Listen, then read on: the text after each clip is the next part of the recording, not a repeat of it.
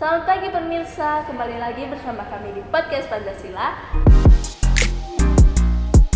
Bersama saya Claudia dan rekan Saya Septi Ernawati Simatupang. Oke, hari ini kita mau bahas apa nih Kak? Pastinya kita mau bahas hal menarik nih Kak. Waduh, hal menarik apa itu Kak?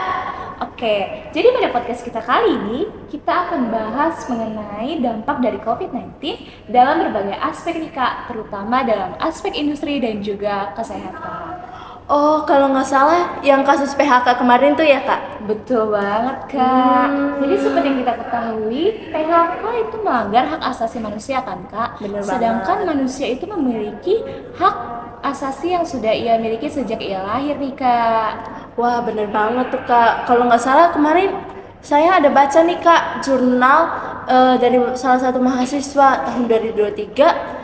Kayak nanti ada direktur yang mem-PHK seluruh karyawannya gitu loh Kak. Tunggu dulu Kak. Kita langsung aja nih tanya orangnya. Mari kita sambut Direktur PT Karisma dan juga Ibu Esther sebagai mantan karyawan dari PT Karisma.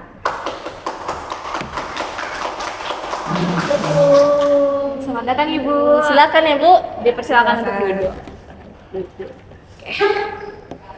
Oke, halo Ibu Esther. Kami di sini sedang membahas tentang kasus PHK di PT Karisma yang kebetulan Ibu adalah mantan karyawan di PT tersebut. Jadi sebenarnya apa yang terjadi, Bu? Oke, baik. Langsung saya jawab ya. Sekitar 2 tahun yang lalu terjadi COVID-19, saya dan ratusan karyawan lainnya di PHK oleh PT ini. Dan kami tidak mendapat pesangon dengan sesuai ketentuan yang ada dan peraturan yang ada. Kenapa Ibu Esther bisa bilang itu gak memenuhi gitu loh Bu? Bisa dikasih tahu nggak Bu alasannya? Oke, baik. Seharusnya kami para karyawan menerima 8 miliar, tetapi yang diberikan oleh PT hanya 1 miliar dan itu harus dibagi oleh ratusan karyawan yang lainnya. Dan kami hanya mendapat 4,8 juta saja per orang. Wah, jauh juga ya, Bu. Oke, berarti sekarang kita beralih ya ke direkturnya. Kalau dari Ibu direkturnya sendiri, gimana nih Bu tanggapannya dari yang udah Ibu Esther bilang tadi? Jadi PT Karisma itu sebenarnya tidak melakukan PHK secara semena-mena ya. Karena kan PT kami itu bergerak pada bidang jasa, di mana kalau masa-masa COVID pasti masyarakat itu sedikit untuk menggunakan jasa kita, sehingga untuk income kita pasti lebih sedikit daripada outcome kita. Nah, itu jadinya kan ada keadaan mendesak gitu ya untuk PT Karisma ini yang akhirnya memutuskan untuk mem-PHK semua karyawannya gitu. Oke, Bu. Kalau boleh lebih detail lagi, keadaan terdesak seperti apa? Jadi balik lagi ya, karena tadi income-nya itu lebih sedikit daripada outcome-nya, sehingga kan pemasukannya pasti sangat kurang. Jadi untuk menggaji karyawan saja saya susah, PT Karisma itu sudah susah, sehingga daripada semakin lama semakin rugi, akhirnya saya memilih untuk mem-PHK semua karyawan saya gitu.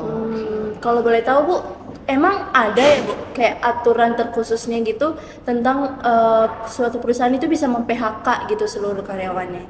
Ya, jadi sebelum saya mem-PHK ya, saya pasti akan searching-searching dulu di jurnal untuk hukum-hukumnya gitu ya. Jadi menurut jurnal yang saya baca, itu pada pasalnya yang ke 164 dan 165 ya, Undang-Undang Nomor 3 2003 tentang Ketenagakerjaan. Nah, di situ dijelaskan bahwa perusahaan itu berhak untuk memecat atau memutuskan hubungan kerja dengan karyawannya apabila perusahaan itu mengalami kerugian gitu karena pekerjanya gitu. Oke, sekarang kita beralih kepada Ibu Esther. Ketika Ibu dan karyawan yang lain di PHK, bagaimana dan apa yang Ibu lakukan? Oke, baik. Saya dan ratusan karyawan yang lainnya sudah melakukan aksi demo. Dan itu dibantu oleh Dinas Ketenagakerjaan untuk kami bisa mendapatkan pesangon kami sesuai dengan ketentuan yang ada.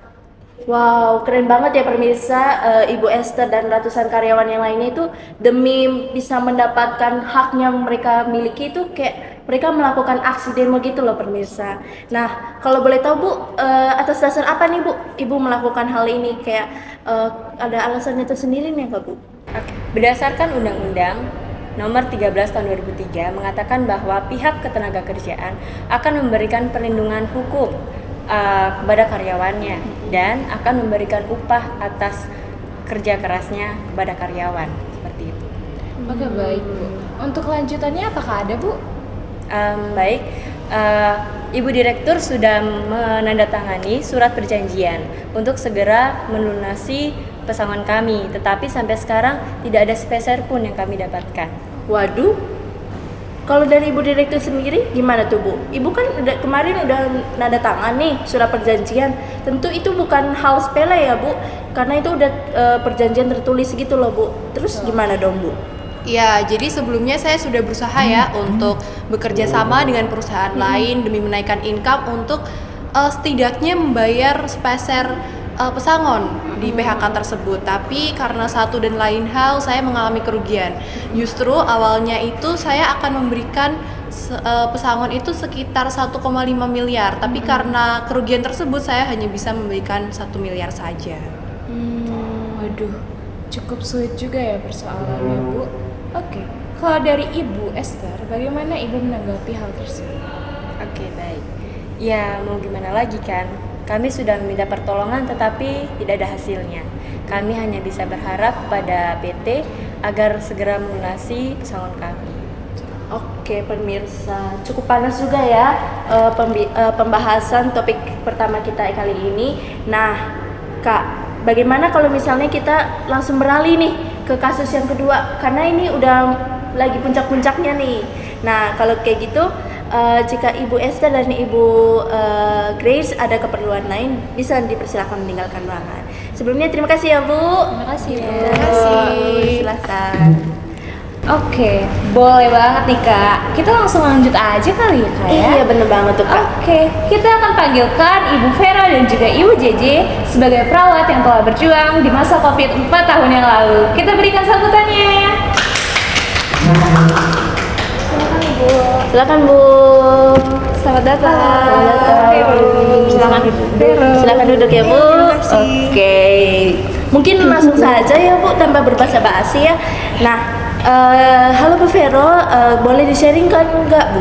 Kayak gimana keadaan Ibu sebagai perawat tenaga kesehatan di masa Covid tahun 2019 kemarin ya Bu? Itu gimana ya Bu? Oh, bicara masalah COVID ya. Iya. 4 tahun yang lalu itu masa-masa yang penuh trauma, khususnya kami para nakes, karena di situ banyak tantangan-tantangan dan kami itu menghadapi resiko yang tinggi. Oke. Kalau boleh tahu tantangan seperti apa ini? Tantangannya itu, ini kan kasus baru, artinya COVID itu baru pertama kali kita rasakan ya. Betul. Jadi kami sebagai nakes, dokter, perawat, semua tim medis lainnya bingung nih, penanganan efektif itu untuk menuntaskan COVID ini apa gitu. Sementara kami harus terus maju, kami harus memasang pundak kami untuk melindungi pasien, seperti itu. Jadi kalau boleh tahu Bu, dijelaskan secara rinci gitu, kayak pas Covid kemarin tenaga kesehatan kayak misalnya sekarang kan Ibu perawat nih, itu apa sih yang Ibu lakuin? Nah, kami lihat ya gejalanya ada seperti demam, kami hanya berikan obat flu, obat demam. Lalu untuk mencegah infeksinya, kami melakukan atau memakai alat pelindung diri APD. Tapi dengan demikian pun masih belum menutup kemungkinan karena semakin hari korban semakin meningkat, lalu korban meninggal juga banyak, nakes-nakes juga banyak yang berguguran, seperti itu. Oke, baik Ibu. Selanjutnya, apakah ada peristiwa pelanggaran hak asasi manusia Bu pada masa itu?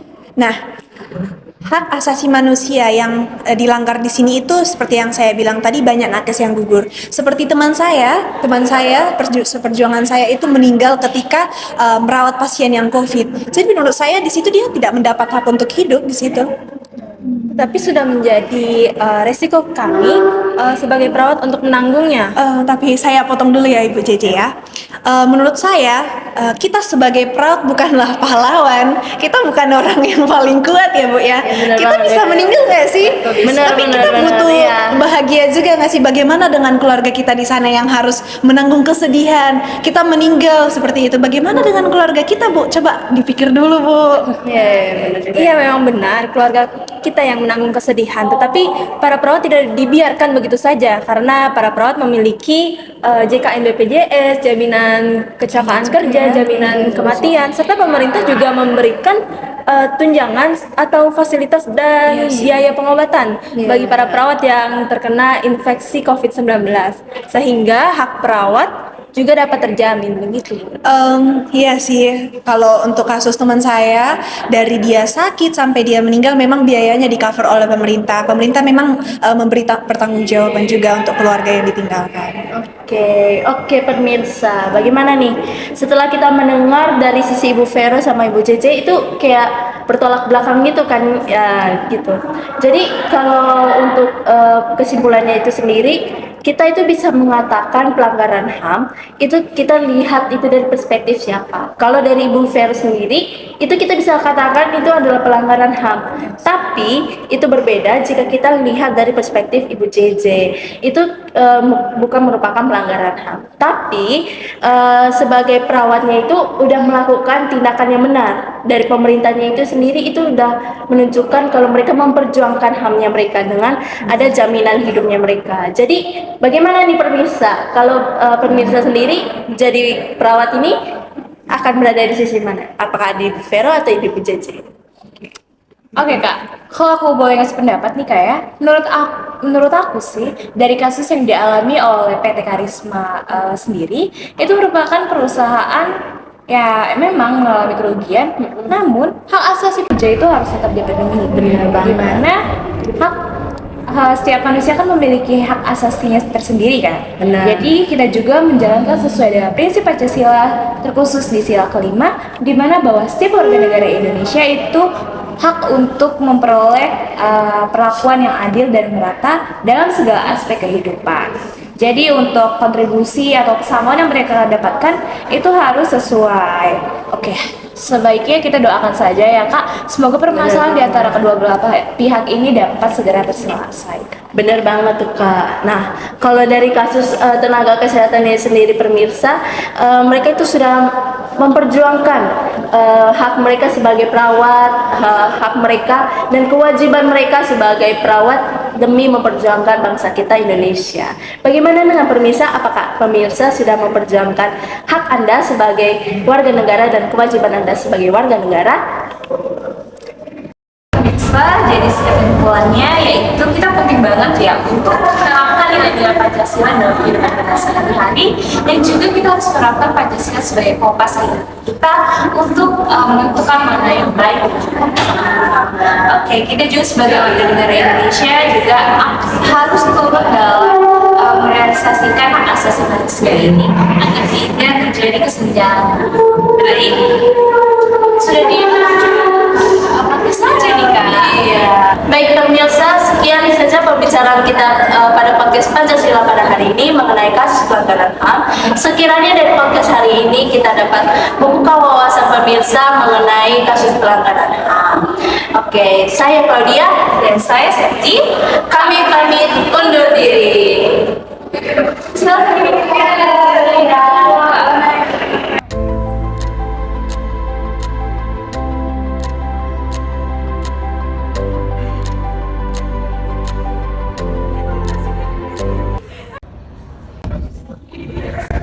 Dari pembelajaran ini, kami mendapatkan bahwa setiap orang, apapun pekerjaan dan latar belakangnya, kita harus mendapatkan hak yang seadil-adilnya dan merata.